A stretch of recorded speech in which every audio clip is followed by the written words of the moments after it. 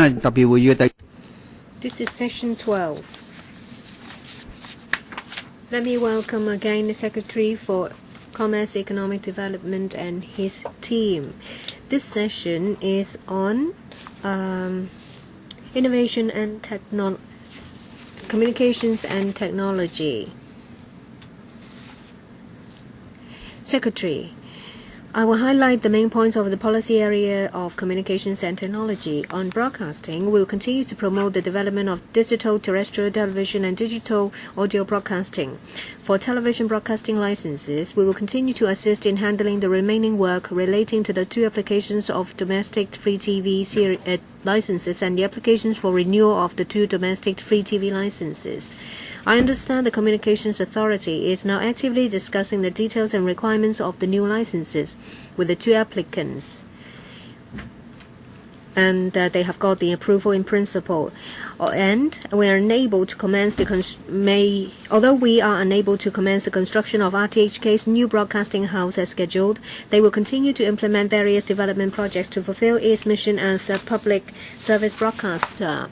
On telecommunications, we are in the process of making new subsidiary legislation in accordance with the Telecommunications Ordinance to implement the 3G spectrum reassignment arrangements. It's expected that the legislative amendment will be submitted to the Legco for consideration within this legislative session. Upon completion of the legislative process, the relevant spectrum auction will be conducted in the fourth quarter of this year. On driving development of Hong Kong's creative industries, the government will continue to provide support for the trade through its Create Smart initiative and the Film Development Fund. We also continue to sponsor support programs for startups, including the Design Incubation Program. The Comics home base was opened last year, while PMQ will commence operation in the first half of this year. Create Hong Kong will assist in the promotion of both venues, which are dedicated to creative industries, and provide the trade with funding support where appropriate for organizing activities with a view to building up creative clusters. We are committed to creating an ecosystem suitable for the development of Hong Kong's innovation and technology industry. We'll further encourage the application and commercialization of research and development results and the establishment of technology startups. These are the specific measures. A. Will set up a new enterprise support scheme to replace the existing SIRUP, Small Entrepreneur Research Assistance Program, to encourage R&D activities. The scope will be expanded. 2. For the 6 universities designated as local public research institutions, we will provide an annual funding of up to $24 million to support technopreneurship activities, to encourage them to start up their business and develop R&D projects with good commercialization potential. And the Innovation and Technology Fund coverage will be expanded to take a forward commercialization of the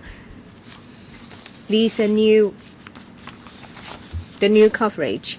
And we consult the panel on the commerce and industry on these initiatives in March this year. On hardware, Phase 3 development of Science Park will be completed in stages from this year to 2016. There will be an increase in floor area. And at the moment, to meet global demand in technological development and the demand of local innovation and technology industry, the corporation is now reviewing the current use and future development directions of the Science Park and industrial estates. The Hong Kong Science and Technology Parks Corporation will continue to revitalize the 3 existing industrial estates. We noticed that technology startups in Hong Kong have been booming in recent years, and quite a number of these have made achievements in business development, attracting investors, and have attracted local or even international attention. To further facilitate the continuous development of technology startups, we've just launched the iStartup portal to provide a comprehensive interactive platform for information exchange. As regards the testing and certification industry, the government has been in close collaboration with the Hong Kong Council for Testing and Certification to enlarge the scope of the accreditation service and focus efforts on 6 sectors with good potential for using testing and certification services. On information technology, the Digital 21 strategy is the blueprint for IT development in Hong Kong. With rapid advances in technology, we have updated the strategy for the 4th time. Under the new strategy, Well, when it comes to development of human resources on IT manpower, we hope to identify teenagers with good potential as early as possible. We plan to incorporate enriched classes in secondary schools with outstanding performance in IT education to nurture more IT professionals to meet the development demand of a digital society. This is my brief report, and I'll be happy to take questions. Thank you. Thank you, Secretary. Let's start this session. This part is about the CT portion of the Bureau's policy agenda. First, Mr. Ma from Kok. Thank you, Mr. Chairman. I'd like to follow up on two questions asked by me. Is reply 034 and 035 in relation to the vetting of TV licenses and digital broadcasting. Now, I think the Bureau was only repeating what it said before. Almost 5 months have passed. What's the latest progress of the licensing program? That's a public concern. And for certain applicants, in principle, the government has promised to issue a license, but then for the past few months, through the media, we've not even seen an initial draft, a first draft of the license, and no explanation has been offered to the public. So I'd like to understand the efficiency of the government. Has the government encountered any difficulties or obstacles such that it could not work very smoothly? And does the government have a target date for completing this licensing program? And then for digital broadcasting, last year in LegCo, I also asked whether or not the SARG has compiled any statistics on the size of the audience. So this is the second time I'm asking the question. But there's no answer in the reply. It said it would monitor progress, transmission and coverage, sales volume of the receivers, and so forth. And for the RTHK, it has actually worked out the digital proportion taken up by the audience. Can we have the exact number of people, audience? Now, 41.7%. On what basis did you arrive at that figure? And then for the receivers, we're told that the government has been monitoring the situation. May I know the latest progress in terms of sales? Can I have concrete figures? And then for the Steering Committee on Digital Broadcasting, in 2013-14, only one meeting has been convened. Is this sort of steering work sufficient? 3 questions, Secretary. Thank you, Mr. Ma, for your questions.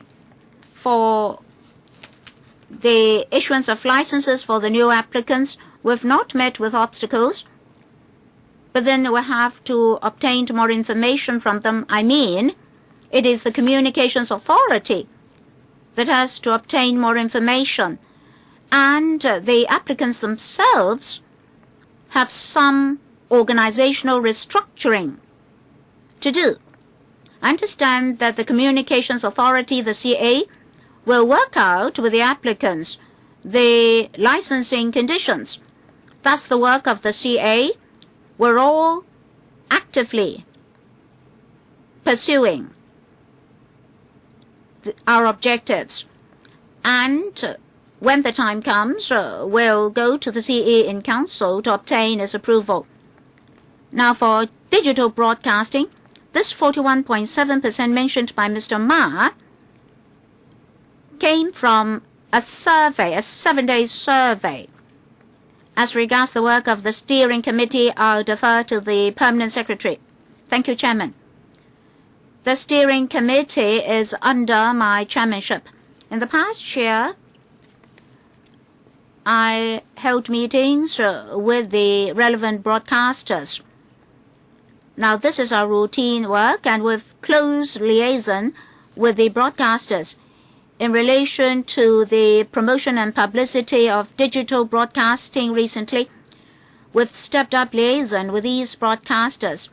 And even within the steering committee, we've done more. And beyond the steering committee, we've also liaised with the broadcasters. Next, Mr. Wong Kwok Hing. Mr. Chairman, I'd like to ask 2 questions. For the conclusion, the administration said that an Innovation and Technology Bureau would be set up. I welcome that. I support that move. That is a move in the right direction.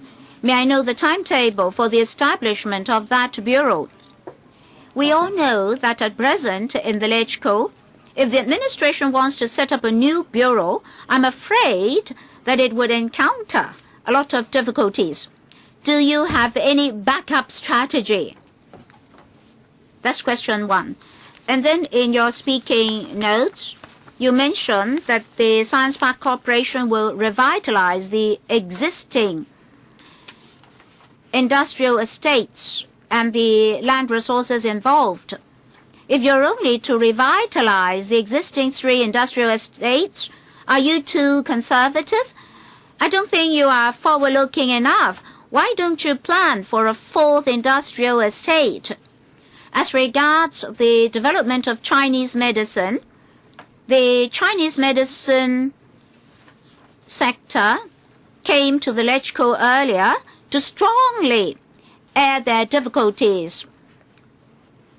Several tens of thousands of a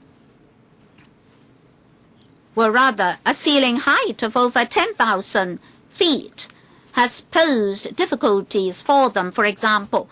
So how are we going to promote the R&D for Chinese medicine as well?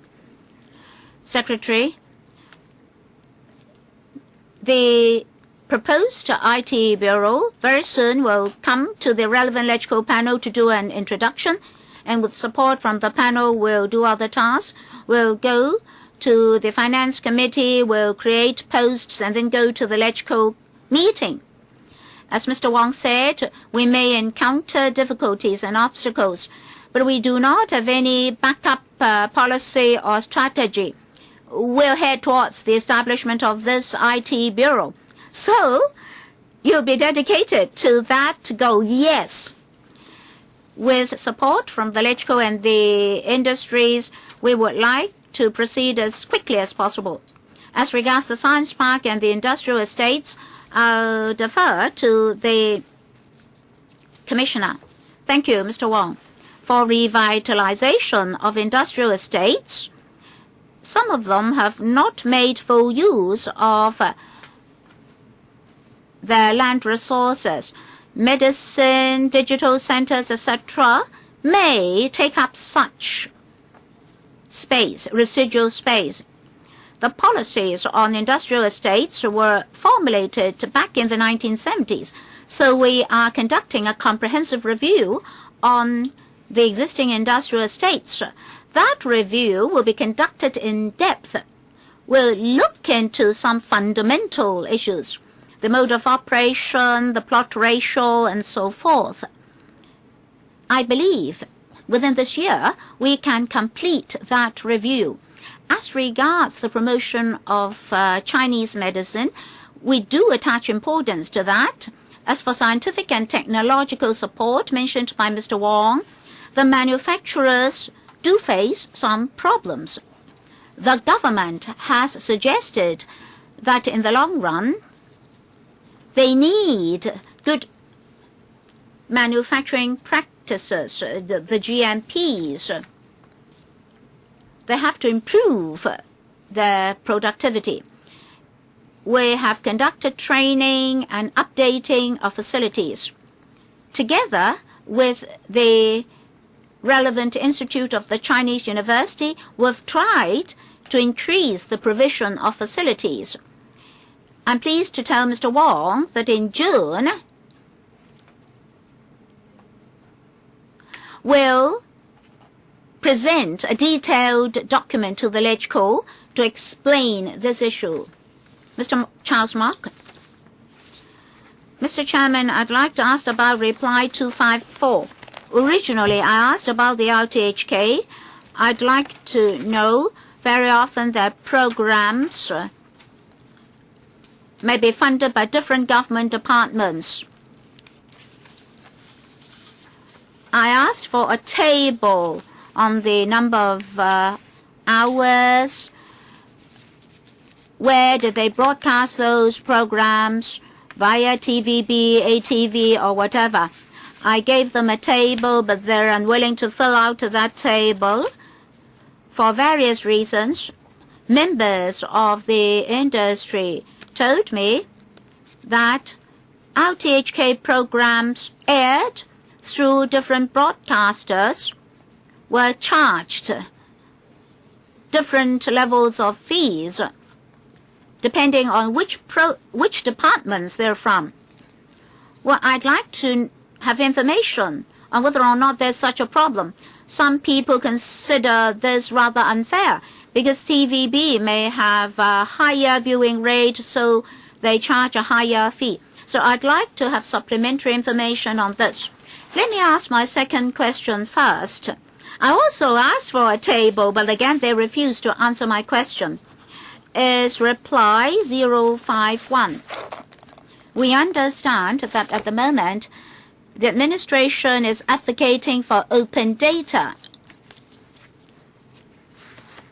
The commissioner knows that I'm asking different departments what information has been provided, by what way. The day before yesterday, there were answers maybe similar, saying that the data are too complicated and cannot be detailed. But many business starters do not know where to obtain the information, and I don't get the information either. So where can we get the information? I'm sure the government does have information, at least on a number of these aspects. I'll submit another written question to ask the same questions. May I have some initial reply? RTHK. First of all, I have to clarify that between the RTHK and other establishments outside the RTHK, we'll only discuss the production costs. But production costs are totally unrelated to the broadcaster concerned through which we'll broadcast the program. So I can tell Mr. Mok that there was no such happening, as he mentioned.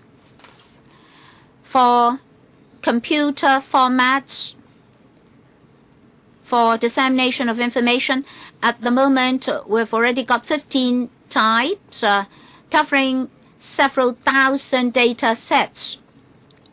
As for the website used, that is data.1 for the dissemination of information, it is already made public, all those information that can be made public.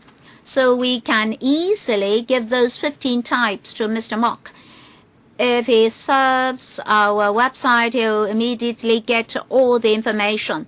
Well, your reply is very helpful. If you can say this in your written reply, members of the public will be clear about the situation. The DOJ did not understand the question. They gave us the wrong website. Maybe in your communication with other departments, you should educate them. I think more training has to be done. Next, Ms. Claudia Mo. I would like to ask reply 13. You're just like a parrot in answering these questions.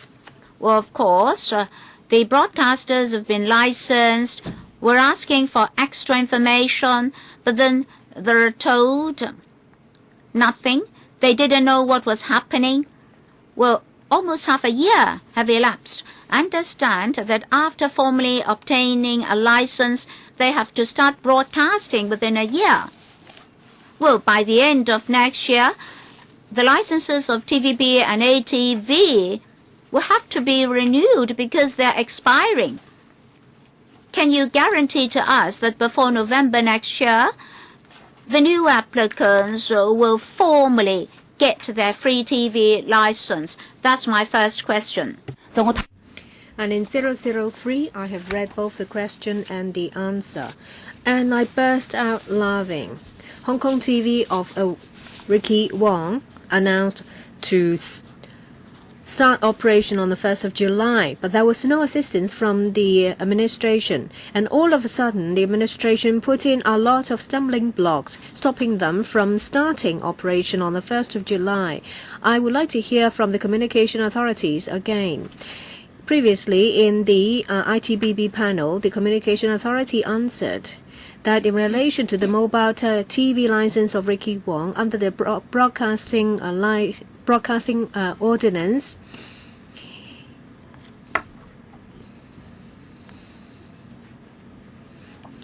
if it doesn't cover more than 5,000 specific premises and 90% of the population, then it's okay. Well, and now they say that, well, if it exceeds that, not even 1 iota is against the law. Secretary, I believe the communication authority will be is doing a lot of work in this regard. Perhaps I will ask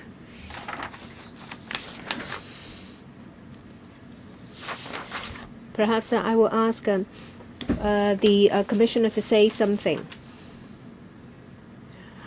The Director General, we have sent letters to the applicants asking for further information. They have supplied the information, and we are vetting the information, but still there is still some missing information. One of that is very important, is in relation to the progress of business restructuring. And this will affect the time when we make the recommendation to the CE in Council about the issuance of a license.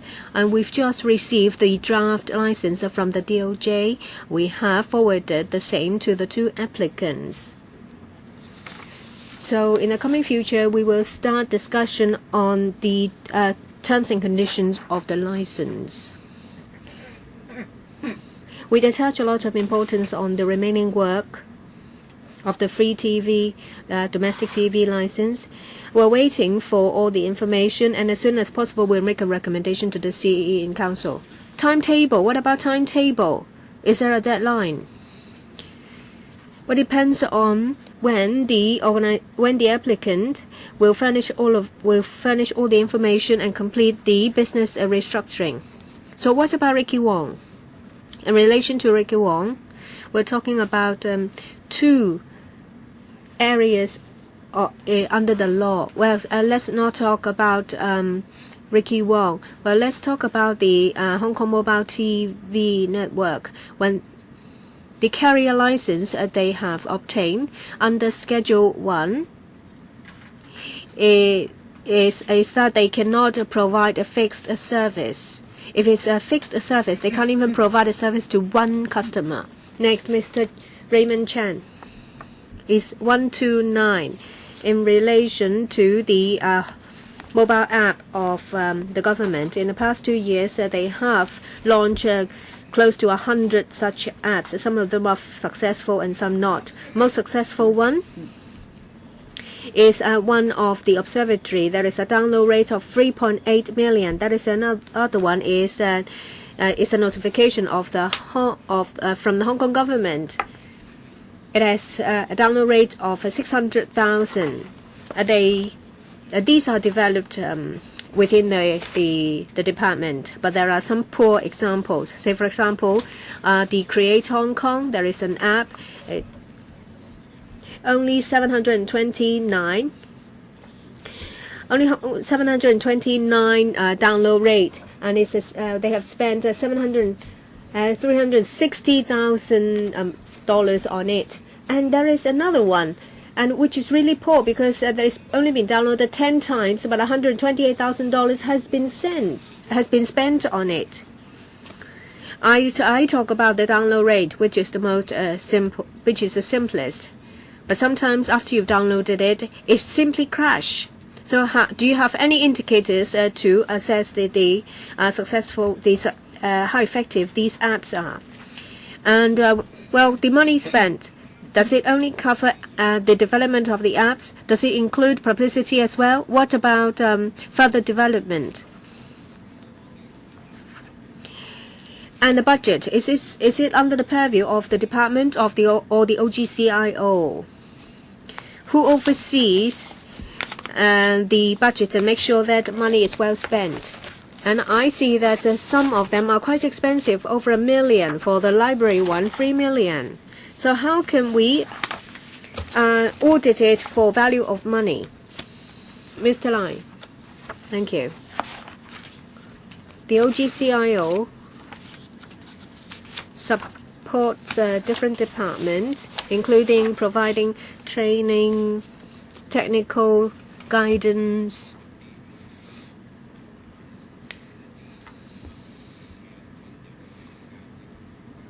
and engaging external parties to give introductions, because when it comes to development of mobile apps, it's not just about programming. You have to take into account the target group, the behavior, and the objective of the user group. Training is coordinated centrally.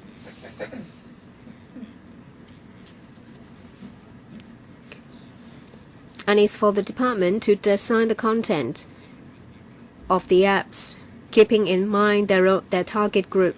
Apart from the download rate, if the apps involves a transaction, we also look at the transaction volume. Say, for example, the observatory and the notification app.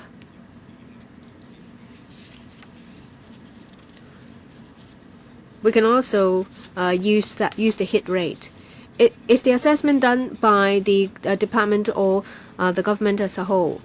What about the poor ones? Are there any follow-up works?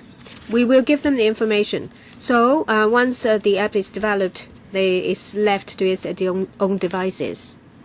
We will give them information about the situation. We will also give suggestions of improvement. Will you give them support? And what about the budget? For those between 150,000 to 10 million, then we will have allocation, a central allocation. We will vet the applications. Next, Ms. Emily Lau. I would like to ask about the Secretary's speaking notes in relation to the support work of the applications for the 2 domestic free TV licenses. We've asked this before. When it comes to renewals, now there are different scenarios. Either the licenses are renewed or not. But we are not clear about the situation. The public, the licensees will have to know how it operates. If you take away the licenses, what program can the public watch? Originally, there were 3 applicants, but you only grant approval in principle to 2. And the 2 successful applicants complain that you haven't made clear to them. So one day when we turn on a television set, nothing will be shown. Give us some information so that we have something to look forward to. The audience is very angry because if you look at Asia, Hong Kong is the one with the least amount of stations. And I think that is a mess when it comes to the renewal of the existing licenses. Tell the companies, tell the public what is going to happen and what they should expect. Ms. Lee, Director General. Under the Broadcasting Ordinance, the Communications Authority has the duty to vet the applications and then make recommendations to the CE in Council. When it comes to the procedure of the renewals,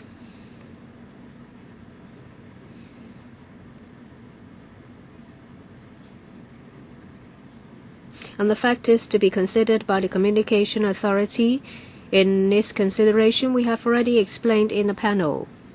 One of the important area is public consultation, and the consultation will finish tomorrow. And when it comes to compliance, code of practice, and all the relevant areas, the Communication Authority is doing its work. We hope that in the third quarter of this year, we'll be able to come up with a recommendation to the CE in Council. Yes, you conduct your work in accordance with the established procedure, but what will happen? What will happen later? That the licenses will not be renewed, or only one will be renewed. What is going to happen? We're concerned as to whether there will be quality programs for us to watch, but it seems that it can only get worse. So you can imagine how angry the public is. Or is it going to be the Secretary who tells us? Let me reiterate that the duty of the CA is to make recommendations, and the final decision rests with the CA in Council. It's so stated in the Broadcasting Ordinance. You'll make a recommendation of taking back the licenses, and there won't be any more stations in Hong Kong. So what will happen? There are applicants, and you reject the application. That means in the end we are going to have less and less choices. Secretary, according to the procedure, the CA will make a recommendation for the consideration of the CE in Council, but we don't have the recommendations yet, so I'm not in a position to make any comments. We're still waiting for the recommendations. And I don't agree with Ms. Lau that there will be less and less television stations. And there is a decision made on the 15th of October last year to add 2 more television stations, so it will jump from 2 to 4. We're still doing the remaining work related to the applications for the licenses. First, a follow-up question of 005. Just now, member asked about the remaining work of the 2 approvals in principle. What about the litigation of Hong Kong TV? Will it affect the progress of the 2 approvals in principle? Number 2 is 006. In relation to the surging of a number of complaints related to the free TV licensees, I remember that in the past that the CA was quite accommodating. They would first give friendly reminders, talk to them, and if the situation is not rectified or it repeats again, then they will take enforcement action. It seems that nowadays there is no communication. They will jump to prosecution straight away. And they will not have any discussions or give any warnings or advice when it comes to the mistakes or offenses committed.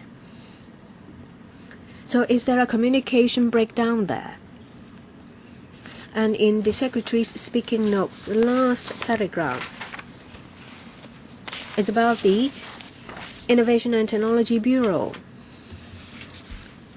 My memories is still fresh that at the beginning of this legislative term, the CY asked for 5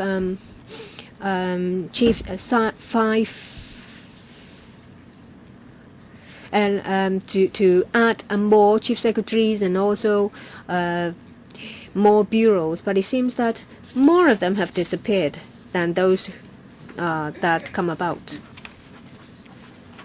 First, in relation to the judicial review of Hong Kong TV is sub judice, so I cannot make any comments. But I'd like to say that the litigation does not affect the 2 approvals in principle. And I will defer to the Director General for the second question. In relation to broadcasting, the CA will work in accordance with the code of practice, the relevant ordinances and regulations when dealing with the complaints to see if they are substantiated. The license conditions and the code of practice are quite clear. And the CA will take into account the seriousness of the offense and whether it's a repeated offense and a number of factors before deciding on the penalty. So there is no change in policy. As regards the broadcasting contents, we did issue advisories, warnings, or even impose a fine. It depends on the severity and frequency of occurrences, whether it is repeated occurrence. Concerning the third question, related to the establishment of the ITB, of course, our communications and technology branch is very busy, but then the work on ITB has not stopped. We considered establishment, resources, etc., and a lot of legal documents have to be drafted. All these are underway. Very soon we'll come to LegCo to introduce our work to you. So why did you ask us to immediately support the establishment of the Bureau, such that it could be formed very soon? But at least in the last 2 years, you did not continue with your preparation work. Well, last time it was a reorganization exercise within the whole SARG. Now the CE is to establish this Innovation and Technology Bureau. We are already doing all sorts of preparation work very diligently. Next, Mr. Wong Ting Kwong. I'd like to ask about reply 186, installation of Wi-Fi services, which involve the CA, the Highways Department, the Home Affairs Department, and other departments. So that is interdepartmental coordination. You also have to consult the district councils concerned. So many departments and institutions are involved. Will you set up a dedicated working group to provide one-stop services to the operators in order to work on the provision of Wi-Fi services at hotspots and do coordination? And then I'd also like to ask about reply 125.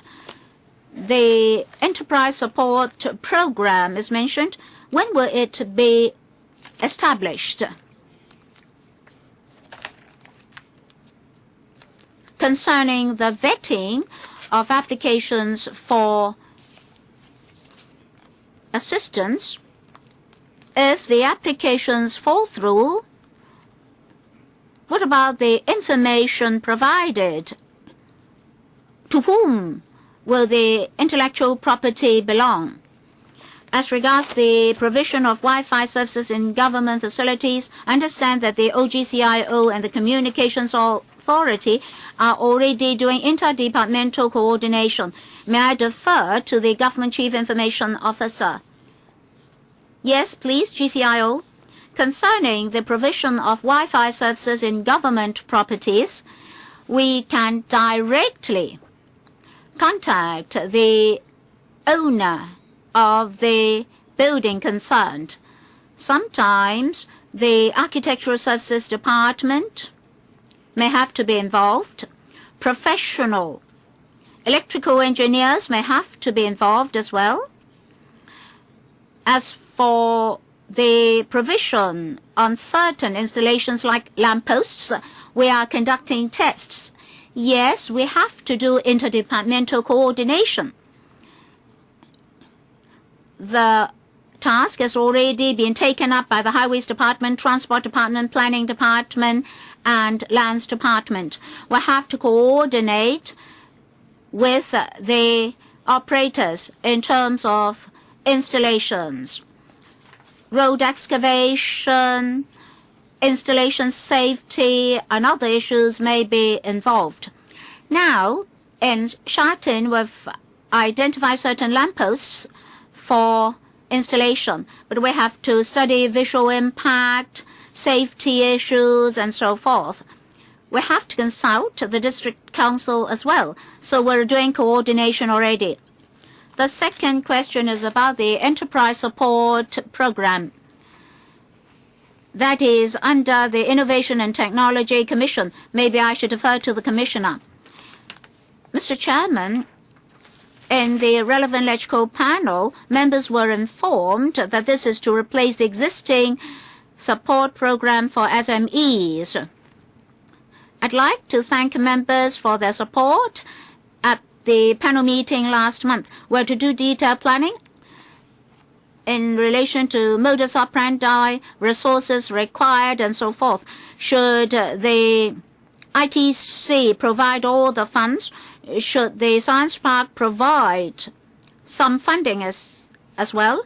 And we need to go to the Finance Committee for funding as well. If we can't do that before summer, at least we will go to the panel first to obtain its support before we go to FC. Mr. Wong also asked about intellectual property. Well, I think we have to do matching. Intellectual property will go to the company concerned. So if there's any intellectual property generated, that will go to the company. Mr. Sin Chung Kai, Mr. Chairman, I'd also like to ask about the new broadcasting house. I understand that the government is reviewing the project. Maybe the funding scale will have to be scaled down in terms of the sum of money involved.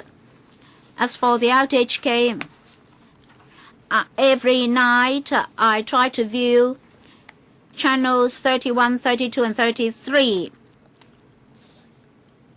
Well, we're told how many hours per week of airing time were provided. Well, I won't repeat the details. Do you have any plan B? Say, will you rent a few floors in an industrial building for digital broadcasting? You don't need one freestanding building for digital broadcasting. I think the most expensive is the public airwaves rather than the building itself. So do you have a more flexible plan? Of the $6 billion, $1 billion will be spent on equipment. Maybe you can rent the premises first before procuring the facilities and equipment. Secretary, after the PWSC vetoed the new broadcasting house proposal, I no longer worked on the details. Well, you eventually did not submit the project to the PWSC. Oh no, the PWSC vetoed the project. The RTHK and the ASD are still planning to launch this new broadcasting house project afresh. Together with the RTHK colleagues, we're still planning. We'll provide sufficient resources for them to continue with their services. At this stage, I really cannot disclose the details. I can only say that we're still discussing. But we can provide the information here. Or if you cannot provide the information here, and we have to scrutinize the estimate. So when are you going to provide the information? Well, we'll provide the information where and when appropriate. May I defer to the Director of Broadcasting for the details. Mr. Chairman, the new broadcasting house project was vetoed in the PWSC only on the 3rd of January this year. As for the budgetary cycle, the PWSC has already completed its scrutiny before that. So after that rejection of the project, we no longer have additional funding. So we still have to further discuss with the Bureau before we apply again via the formal procedures. Well, Mr. Sin asked whether we can rent premises outside for production for the time being. At the moment, the equipment of our studios are very old and space is insufficient. The production cost per hour will rise tremendously. So again, we'll have a value for money problem.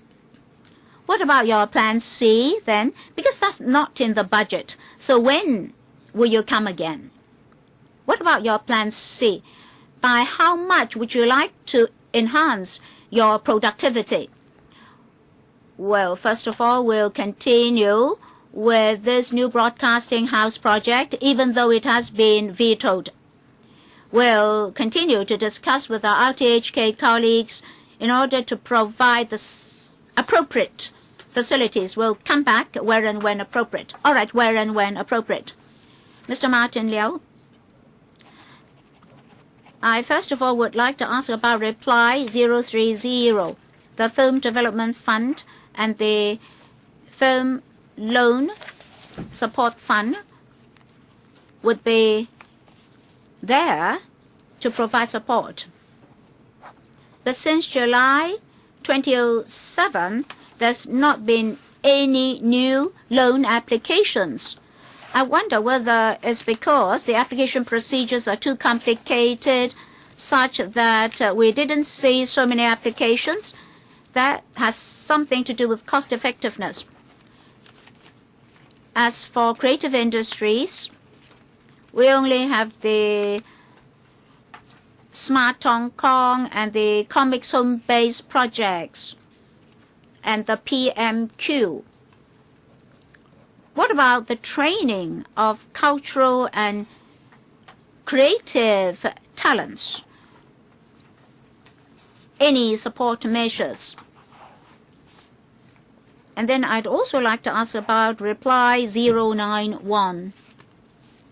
In the reply, 5 R&D centers are mentioned. I try to compare them.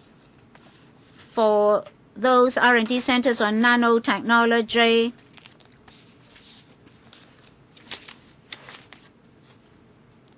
and advanced materials, the other 3 R&D centers all experienced rising costs. I'd like to know the reason. And then I'd also like to ask about reply 154. In the reply, it said that $3 million will be allocated for cloud computing, for the government to provide cloud computing services. But over 90% of our enterprises are SMEs, employing 1.3 million employees. On what basis does the government consider $3 million enough for the promotion of cloud computing? Now, for the Film Loan Guarantee Fund, in fact, many enterprises have been using the Film Development Fund. So why do we retain the former? It's because we want to retain more flexibility. As for the R&D centers, I'll defer to the commissioner. Well, in fact, all the 5 centers come under the Innovation and Technology Fund. A few years ago, we conducted a comprehensive review and explained the results to members. Don't just think of clerical work, administrative cost. Marketing, promotion, commercialization, a set of R&D results are also involved. So the proposals are reasonable. Of course, some R&D centers emphasize more the commercialization of R&D results, and more employees will be employed. But by and large, the situation is satisfactory. We've been operating for about 8 years already. In future, when the team setup is mature, the cost effectiveness will be enhanced. OGCIO, concerning training for the provision of cloud computing services, this is about introduction, knowledge, and induction courses. These are not courses on applicability. We just want to introduce to the business sector how cloud computing can assist with their businesses. All right, second round, 3 minutes each. First, Mr. Ma Fong Kwok. Oh, he has left the room. Next, Mr. Charles Mok. Thank you, Chairman.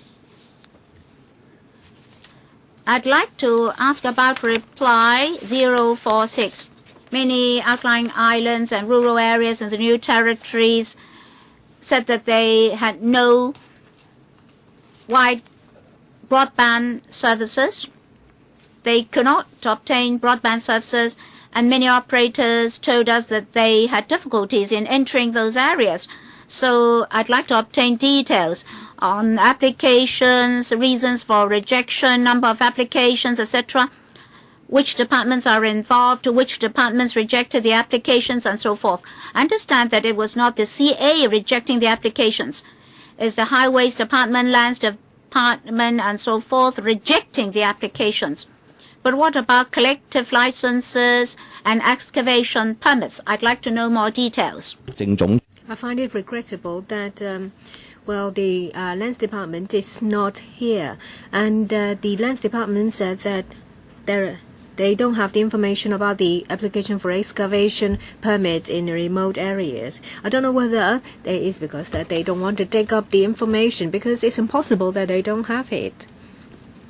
So, nowadays, you need more than just a fixed line. They need high-speed broadband.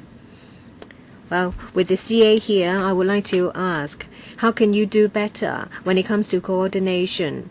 Maybe some coordination for telecommunication companies to talk to the residents of certain areas to find out what problems there are, and then find solutions to help the residents and the operators. Who's to take the question? DS? DG?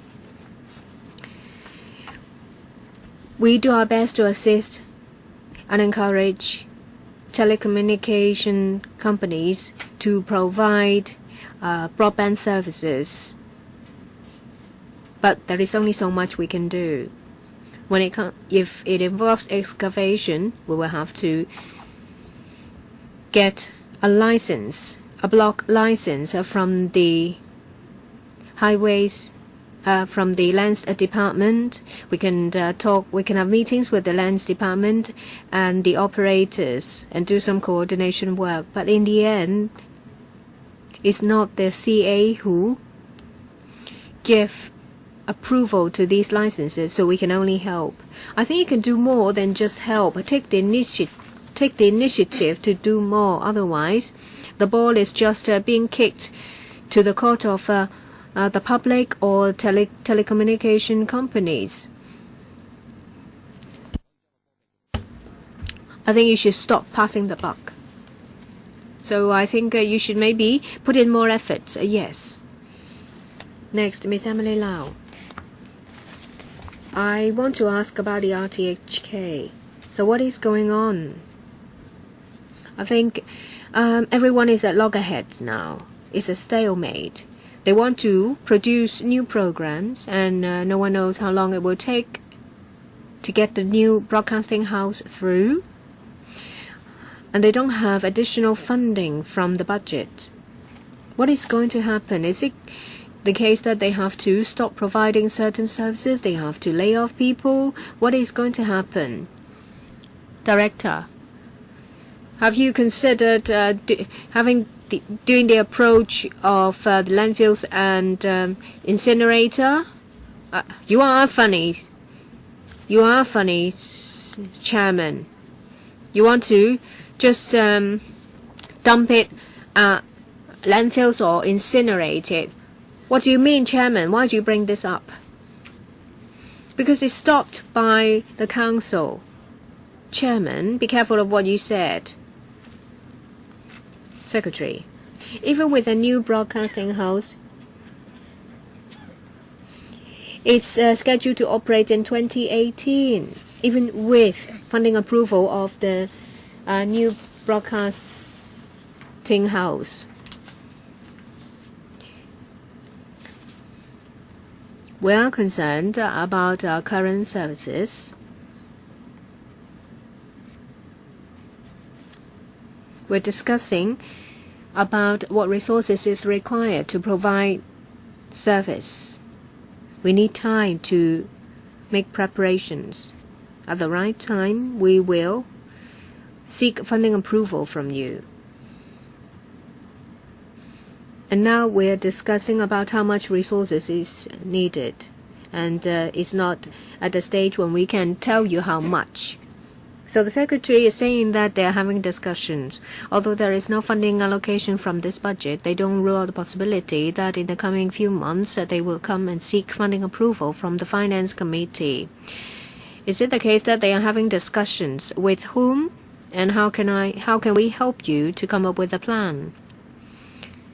We're having discussions with the RTHK. After that, there is some internal work to do before we go to the FC to seek funding approval. What internal work? So it will have to get in a queue waiting for resources. Again, they have to fight for resources again. Well, the internal procedure will have to we have to go through the internal process, the procedure. I think you're not doing your job well. Yes, I understand that even with the broadcasting house, it will take many years. But now, I think there is a huge gap. Is the morale at RTHK really low, Director? I've spoken to people in management, and we have closely monitored the situation. We understand that the staff are unhappy because the funding application is rejected and they cannot make full use of the spectrum. But I can guarantee that we will keep the good quality of our services, and we will not fire anyone. Why not? With the AM, FM, the current digital audio broadcasting, we will still provide the services. When it comes to television broadcast, I can't see the possibility of greatly increasing the number of hours of program. In relation to the digital audio broadcasting, channels 31 to 33, the general public are of the view that the building itself is very expensive. They've never challenged the cost of the equipment and facilities. But you've been given the channels 31 to 33, and last night I listened to it and we're still playing oldies. So 10 oldies a night. So will you maybe break it down, unbundle it, so that you can produce better quality television programs for the public? There are still a lot of vacant industrial buildings. It won't be costly to rent a few floors and then you procure the equipment for the programs to be produced. But even if you apply to have the broadcasting house built, it will take 5 years just to build it. Secretary, as I said, that even with the new broadcasting house, it will be commissioned in 2018, and from now to 2018 is nothing to do with the broadcasting house.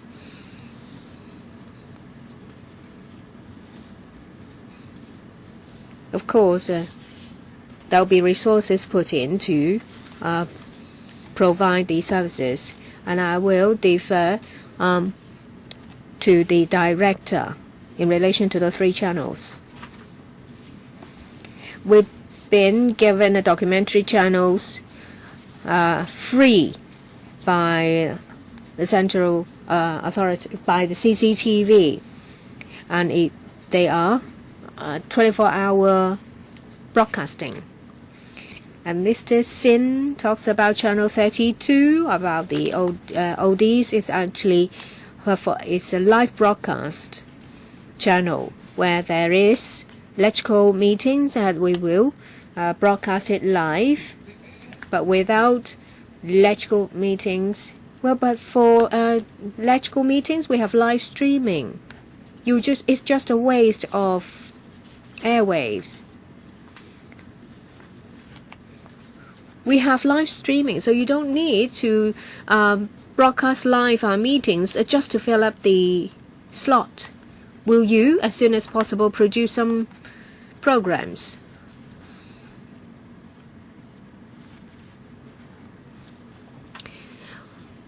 You may remember we're talking about 960 million for equipment. We have about 30 million furniture, so 300 million for furniture. So the majority of that is for equipment. Without equipment, we're not able to produce anything.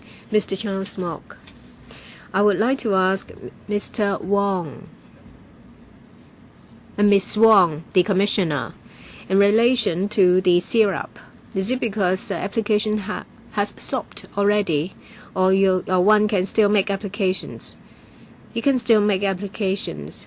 As we've explained, the new enterprise support scheme will have to go through the FC for funding approval. Before the new scheme is launched, we still take applications from syrup.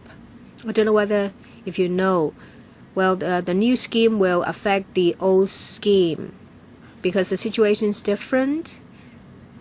On the face of it, under the new scheme, the terms are much more favorable. So will it drive down the number of applications under the old scheme? When do you think the new scheme will be launched? Because it may affect some companies. If they wait for another 6 months, they may not be able to do it anymore, or they would have missed the chance. Yes, of course, you would like to wait if you know that the new one comes with better terms. We're now working on the budget. If we need additional resources, we have to go through the established procedure. In the coming few months, we have to revert to the panel of commerce and industry. We have to find a time slot to submit the paper. Failing, even if we can't do it as soon as possible, we will do it during summer. Please do it as soon as possible. I don't want it to delay plans of companies. Next is Mr. Lo Wai Kwok speaking for the first time. My question is about CEDBCT 098.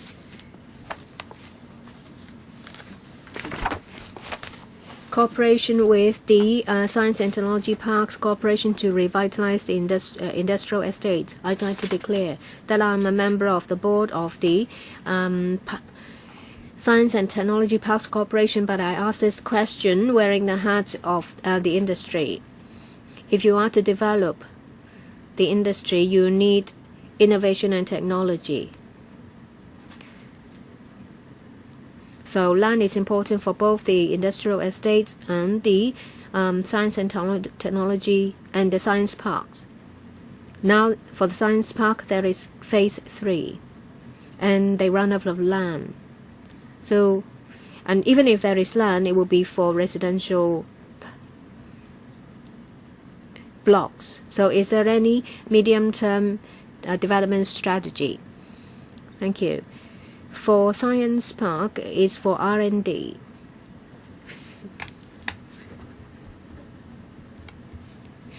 Phase 3 will finish developing in 2016, so there won't be any problems in the coming few years. Yes, land is very precious in Hong Kong. We are conducting a comprehensive assessment on the development potential of Science Park and whether we have fully utilized it. There is a park there. In some areas, buildings are quite sparse, and it's been running for over 30 years, and it's high time for renovation. We are at the same time conducting the review. We engage overseas consultant to give us a detailed assessment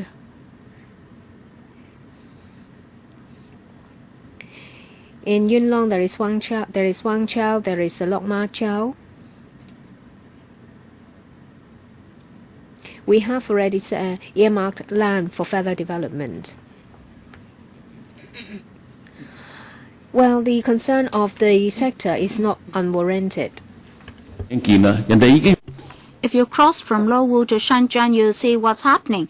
They're no longer talking about science parks. There's so many innovation and technology companies there. And we are now scratching our heads to plan for future development projects.